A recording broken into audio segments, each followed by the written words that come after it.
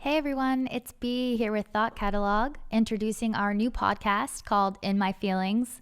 We obviously had to bring you something by that name because so many of you message us on our Instagram and through our website talking to us about how human our words make you feel and how seen in your very real, honest emotions our content makes you feel. And we just wanted to ensure that we were showing up for that in a different way this year. It's 2020. Let's do the damn thing, right? So we created a podcast that is going to bring you through all of the very real feelings that you go through navigating the world as someone who is a deep feeler, someone who is empathetic, someone who is just trying to figure out how to survive the messiness and the confusion and the very honest emotions that come with living in this world. So obviously we do that through our Instagram and we do that through our website, and now we're going to be doing it through a podcast. So we are going to be talking about topics like moving on and letting go and self-confidence and self-care and just how to take care of yourself and take care of your heart and stand up for who you're becoming and trust in who you're becoming, etc., etc., etc. So today, however, we've already chosen a topic, and that one is going to be about empathy and how it can unfortunately make you fall in love with potential. And I guess the way to start this off, and the way at least I want to start things off, if you know my writing, you know that I am a very deep feeler and I have a lot to say about tenderness and emotions. And I just want all of you to feel encouraged in the way that you love and the way that you show up. Falling in love with potential is not something to be ashamed of. You do not have to be ashamed for staying a little longer than what you think was appropriate. You don't have to feel ashamed for seeing goodness in someone when there might not have been a lot of goodness there to begin with. Let me just level with all of you. I know it is very, very easy to say, oh, it's not your fault. Like, don't feel ashamed. Like, it's okay.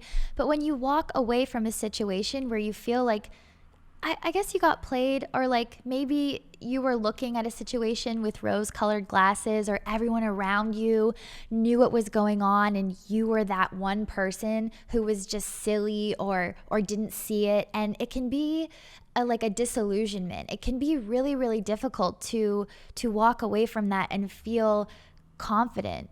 More likely than not, you're going to be questioning yourself. And that's why I just want to say, try not to do that. Try not to be ashamed of the way that you fought for someone, of the way that you believed in someone, of the way that you put your heart into the world and slammed it into the people you met. Because the reality of the situation is, and I hope this doesn't sound cynical, but the reality of the situation is that so many of us are trying to be so perfect when we just have to be real, and we're all doing it. Let's be honest. We all want to put our best face forward. We all want to make sure that someone thinks the sun shines out of us at every moment of every day, and that we're perfect beings and unflawed, and we have no baggage and no damage and everything along those lines. And that causes us to walk into relationships, to walk into the talking stages, or whatever it's called in modern dating, with masks on.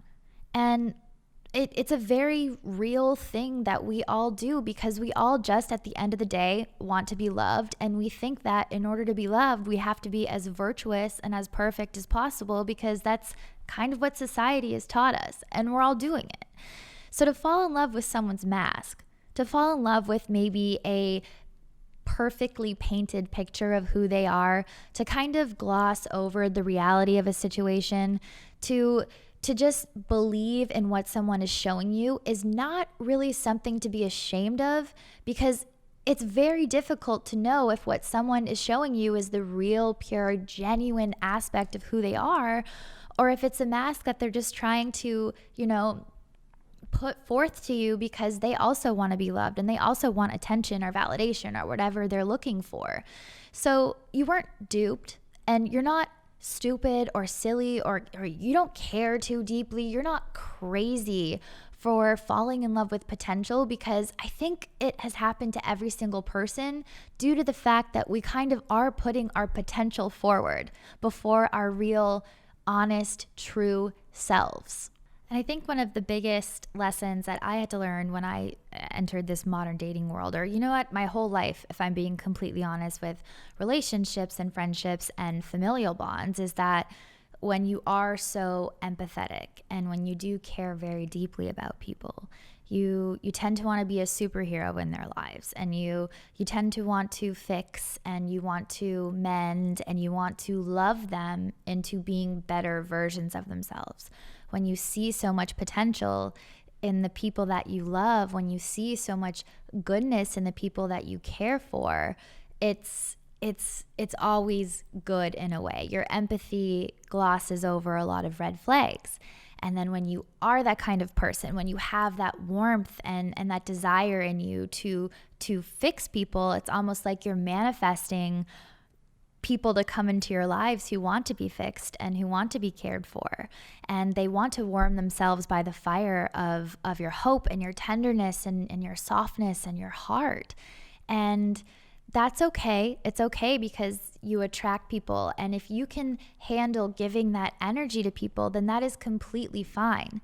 But I think that sometimes we know we're dealing with people who may be taking a little more than they give. And empaths never feel like they have to give love in order to receive it.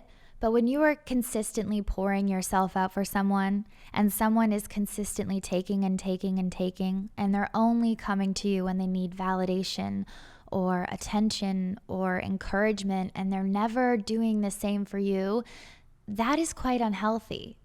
And the whole point of this podcast conversation is to talk about how falling in love with potential can be a little unhealthy for empaths, because you're not necessarily seeing a relationship for what it is. You're seeing it for what you think it can be. You have this incredible and beautiful capacity to envision what someone has the ability to become. But in reality, someone is standing in front of you as they are, and that's how you have to love them. And that can be very, very, very difficult to decipher, but it is one of the biggest lessons. It is such a necessity in modern relationships, because if you don't learn how to decipher reality from idealism, if you don't know how to take people off of the pedestals and put them back onto solid ground, you will always be in love with a fantasy, and that's just not real life. And that is never going to fulfill you in the ways that you deserve to be fulfilled as well.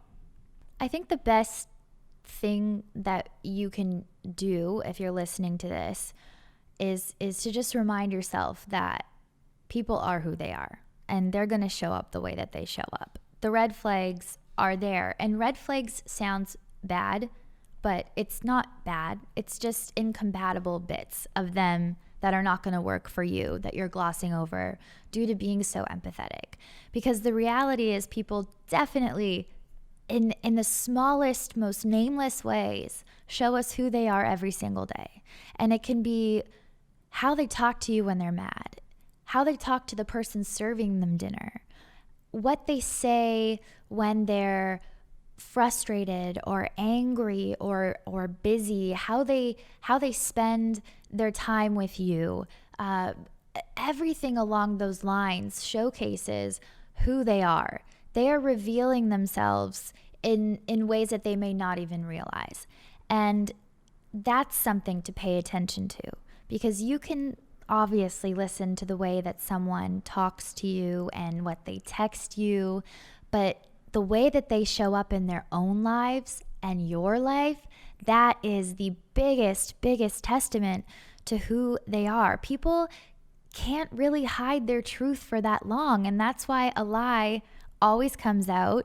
Even if you're not being lied to, you can feel like you maybe fell in love with someone who is surprising you at a certain point after you've, started living with them, let's say. That's usually when a lot of disillusionment happens, when you move in with your partner and you're like, oh my gosh, he's so much messier than I thought he was. It's like, yeah, that's because every time you went over to his house or her house, they cleaned the damn thing. Now you're living with them and you're seeing them for who they are. And I think that's a great metaphor for how it shows up in our emotional lives as well. Suddenly we're dealing with people and, life isn't as perfect as it was in the honeymoon stage, or life isn't, it's not as easy to empathize or deny what's happening around you because life is very messy and confusing, or someone gets sick or you lose your job, or you're dealing with financial issues, and a very, very real, honest,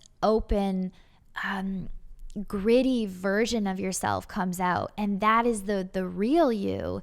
And that is someone that you have to be okay with, because that is a very honest depiction of who they are.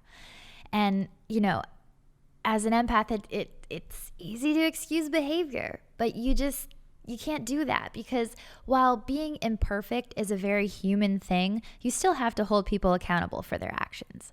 And you still have to hold people accountable for how they're treating you and how you deserve to be treated within a relationship. So you can spend hours, you can be blue in the face, pawing over text messages and wondering and saying, no, but he said this or she said this, or no, like they did this when we were together, or anything along those lines. But, at the end of the day, you have to hold people accountable to how they're making you feel. And you have to understand that the way someone makes you feel is also valid. You don't have to rationalize it. You don't have to tell yourself that you shouldn't be feeling a certain way. If someone makes you feel less worthy, if someone doesn't show up for you, if someone treats you in a way that makes you question your capacity to love or care, or your ability to take up space in the world the way that you are, let me tell you right now, that is absolutely not your person.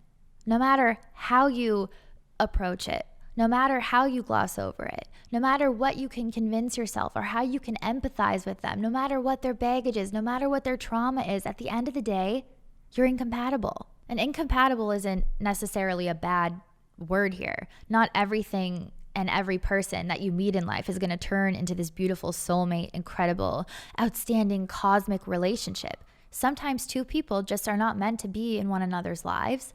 And sometimes two people find each other and they grow each other and they help each other and then they leave each other. And then sometimes people find each other and it's a very one-sided, one-dimensional relationship where someone is being loved in halves and another person is just being absolutely and utterly poured into. And it can be really difficult for empaths not to take on the responsibility of loving someone into their potential, of being that person who pours and pours and pours and just doesn't see that this other person may not be wanting to do the work. Because you can give someone all the tools in the world. You can love them so hard. You can make sure that every single obstacle in front of them is taken out of the way. You can fix and fix and fix and fix. But if someone does not want to fix themselves, they are never going to become the person that you think they have the potential to be. And the truth is, some people are okay with that. Some people don't become the people you think they're going to become. Some people don't get better with time. And here's the truth. You will know. You will absolutely know when someone is committed to doing the work, to transforming themselves, to digging into the dirt of their baggage or their traumas or whatever, cause them to show up as they are right now. You will know when they are working on that, because they'll be growing and they'll be growing with you. And you might not be growing in the same direction, but you won't feel taken advantage of. You'll see a very, very human person in front of you, not someone who is just wanting and taking attention and validation and filling the voids and filling the wounds with other human beings and with the warmth of your love, but someone who is also trying their best. Someone who is trying to be gentle with themselves and gentle with you in return. Someone who is very, very honest about, the fact that they have a lot of work to do and is aware of that work. That is the kind of person who is doing the work. But as an empath, it can be hard to see that. It can be really difficult to differentiate between the person who is showing up that way and the person who you think you're going to love into being that way. And yeah, that's where I guess an empathetic kind of hope can become really toxic. I think this is maybe, when we're talking about having this toxic hope. When you're an empath, even if you know it's toxic hope, it is so hard to lay your love down. It is so unbelievably hard to let go of that hope. You try so hard to balance inside of yourself this need to protect your energy if you've become aware of it, and this need to just keep loving and keep fixing. And you just tell yourself, maybe if I just love a little harder, maybe if I just do more, maybe if I become better, this person will see what I'm doing for them, or this person will become the person that I want them to become. And it's tough. It keeps you stuck, and it keeps you in a relationship that isn't going to fulfill you in the future. Because can you imagine doing that for the rest of your life? Because that's how you have to think about it. And I know that if you were to pull yourself out of the situation, if you were to see a friend going through this situation, you would tell them that they need to stop pouring their love into someone who is not pouring the same amount of care and effort and honesty and hope back into them. And you would tell your friend that they needed to open their eyes a little. And I think that so many of us stay blind to these relationships because we're scared. And we don't want to be alone. And we don't think that we are worthy or deserving or even capable of finding someone who loves us the way we've idealized their love. Because in reality, the love isn't good. If it's exhausting you, if it is corrupting you, if it is dishonest, if it isn't making you feel calm and nurtured and taken care of, it is not for you. It is absolutely not for you. But we convince ourselves it is, especially if we're in relationships, because relationships are security to us. We don't want to be alone. We don't want to be on our own. That's too hard. That's difficult. When you care so deeply, you want to be the nurturer. You want to continue nurturing. You want to continue trying. You can't convince yourself to let go because you think that letting go is this bad essence. You think that if I let go, then I'm giving up on someone. If I let go, then I didn't love them enough. I didn't love them hard enough. I gave up on this person.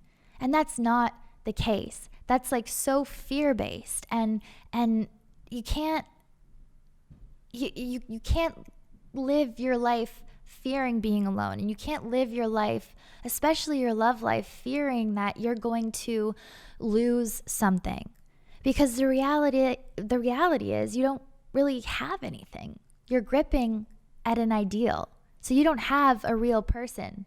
You're gripping at the idea of a person. And that is so, I mean, you can hear me right now getting like emotional about it. It's unbelievably hard to admit that to yourself. And I think that it's so difficult to admit that to yourself because change is preemptively very, very difficult. It is really, really difficult to look at a situation and to look at a person and to say, okay, if I make this decision, if I decide to walk away, not only as an empath am I literally going against everything inside of me that tells me to keep trying, but I am also losing something because loss is so unbelievably measurable. It is so easy to envision the voids in your life that are going to be created when you stop identifying with someone, when you have to cut off that bond, when you have to give up on that relationship. It's so easy to see all of the ways your life is going to change. And it is a lot more difficult to see everything that's going to take place within it. Because what you gain in life is not as measurable. It's not quantifiable. It's a what if.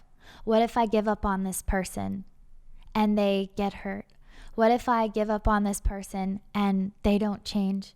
What if I give up on this person and I never find someone who understands me the way that I thought they understood me? It is so easy to ask those questions, and that keeps us scared, and that keeps us giving our energy to people who may not be valuing it. And I think that's why letting go can be so hard.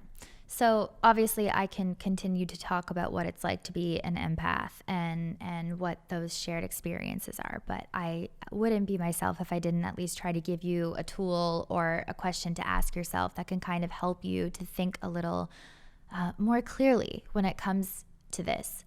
I don't know if you're thinking about a specific situation right now, or if someone comes to mind throughout this podcast, a friend or someone you're talking to or someone you're in a relationship with. But I want you to mull on that. I want you to think about that and really dive into what your gut is bringing up for you. And I want you to ask yourself this question. This is going to be the activity that we do together. And I'll take a moment and I'll do it myself as well. So if you are grappling with the idea of letting go of someone, I want you to ask yourself this, and I'm going to read it. If you were to stop putting effort into this relationship, into this person, what would happen? Would you just stop talking? Would the foundation of the relationship crumble? Would you even have a relationship? If you were to walk away from this and cut off communication, would they show up and meet you where you are? Would they come to you and have a conversation with you? Would they fight to be in your life? If the answer is no, then maybe you don't have as solid of a relationship as you thought. Maybe you are putting someone on a pedestal. Maybe you are thinking that something is so much more than it actually is, because that's what your empathy allows you to do. It allows you to say, no, it's okay. It's, in their own way. They like me, they love me, they show up for me. But, actions speak so much louder than words. And if you were to genuinely stop trying to stop projecting and sustaining this idea of this person, would they show up within that idea? Would they even relate to that idea? Would they even be the person on the outside that you thought they were? The answer is usually no. I want to say 99% of the time. If you're an empath and you're dealing with a relationship like this, 99% of the time, if you are left exhausted or confused or torn down by a relationship, if you feel so energetically depleted, if someone is just not there, you kind of know that deep down inside. And it's a matter of you just not wanting to admit it to yourself, because it's very, very difficult to give up on someone. It's very, very difficult to walk away. It's not easy. It's not easy when you care, because you just want to help. You just want to fix. And it's very difficult to admit to yourself that you can't love someone into their potential. Sometimes you just gotta lay that love down. Sometimes you gotta love without attachment, wish them well, know that they're a good person in their own way, but that you can't do anything more for them, because the minute you're gone, they are not chasing after you. And that's the thing, you have to remind yourself that it is literally not your job to always see the potential in someone. It is not your job to envision the way someone can be. All you have to do, when you are putting your time, your effort, your love, every single bit of yourself into someone, all you have to do is see them for who they are. See them honestly. And be honest with yourself within that. Take off the rose-colored glasses. Allow yourself to, because I think that's what we do. We don't allow ourselves to see what we know is right in front of us. Allow yourself to take off those rose-colored glasses, ask yourself the question, and 9 times out of 10, you'll realize that you might be fighting for someone who isn't necessarily fighting for you. And just going back to that whole loving without attachment bit, I think this was drilled into my brain, and I still allow myself to, play myself a little when it comes to this. Someone can be an incredible, amazing, beautiful, lovely, sweet, awesome, talented, kind person. Someone can be a great person, but that does not mean that they are your person. Let that sink in for a moment. At the end of the day, staying attached to a relationship just because you see so much goodness in someone is actually a you thing. It's a toxic you thing. It's a dependency. It's a dependency on having someone there. It's a dependency on filling the void. It's a dependency on not being honest with yourself about the way that someone genuinely makes you feel. You have to stop giving these people all of your energy. You have to stop trusting that they will change, that they will rise to the challenge of being better for you. Because they're not bad people. They're bad for you, though. And you have to be honest with yourself within that.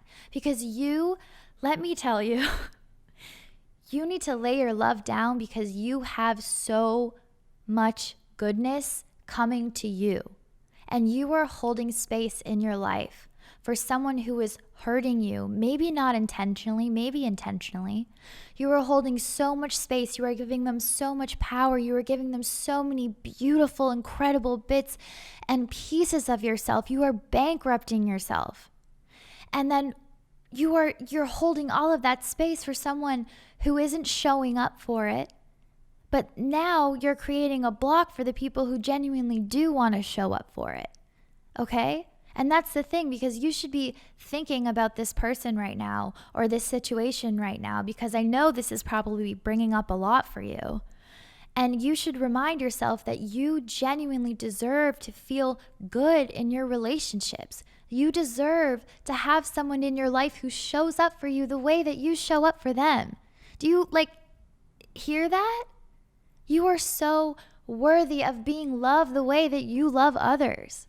You are so unbelievably worthy of something that is genuine and honest, something that doesn't confuse you, something that comes to you as is, as someone who is flawed and growing and working and figuring their shit out. You deserve to have someone show up for you within that and say, I am human and I want to love you in your humanness the way that you love me in mine. When you put it that way, when I put it that way, even to myself, it's really harrowing because you realize just how much you've been settling for, just how much hurt you've been allowing yourself to go through, just how much disappointment and sadness you've been allowing yourself to go through. When you care for someone, when you're empathetic, you will put yourself through so much toxicity and so much hurt just to love them a little more, just to show up for them a little more, just to care a little deeper. And that is hurting you in the end because they're walking away filled up and you are emptied. And if someone makes you feel that way, that is not your person. That is not what you deserve. Can you imagine living the rest of your life like that? Can you imagine feeling like that forever? Because the reality of the situation is that your person is going to be your person for the rest of your life. I mean, if that's what you believe in. I hope that's what you believe in. Your person is going to be your person for the rest of your life. And as someone who has been through it, as someone who has seen a parent get sick, as someone who has seen the way relationship dynamics change when things get tough, as someone who grew up below the poverty line, you need a strong foundation. Because your person is going to be your person throughout that. And if they can't show up for you right now, when things are beautiful, when you are capable of pouring into them, if they can't be there for you when life is shiny and beautiful and you're young and limber and you got all the ability to do everything in your life and the world is just this incredible, amazing place, if they can't show up for you during that, do you really think that this person is going to pour into you when you get sick? Are they going to be the person who shows up for you in the way that you need them to, that takes care of you genuinely in an unconditional, pragmatic way? Because that's what you deserve. And that's not what this person is. And that's not what potential is. And you can't fall in love with that. You have to fall in love with the person who proves that they're going to be that person throughout the good and the bad. And that's just the reality of the situation. And it's a really hard one to admit. But at the end of the day, life gets really, really, really difficult. You're going to deal with a lot in your life. not positive as that sounds, you're going to go through a lot, because that's just the trials and the tribulations of being a human. And you want to make sure that you have someone who understands that by your side. No, you don't want to make sure. You deserve to have someone like that by your side. And with all of that being said, I just want to thank all of you for being here with me for the last little while, talking about these intense things. If you liked this podcast, if you like this topic, definitely leave a comment, definitely leave a review, and also let us know what you want us to talk about next time, because we're doing this. We're doing the damn thing. You can follow us on Instagram. If you like the content here, we post similar captions. It's at Thought Catalog. You can follow me on Instagram. I can plug myself here. It's at Rainbow Salt, because I had to be that person. And then you can also follow along on our website, thoughtcatalog.com. Very, very simple, very easy to remember, and it will all be linked below, obviously. But yeah, thank you. Thank you so much. We hope you loved it. I loved talking to all of you today, and have a good day. And remember, having feelings is so valid and okay, so it's okay to be inside of them.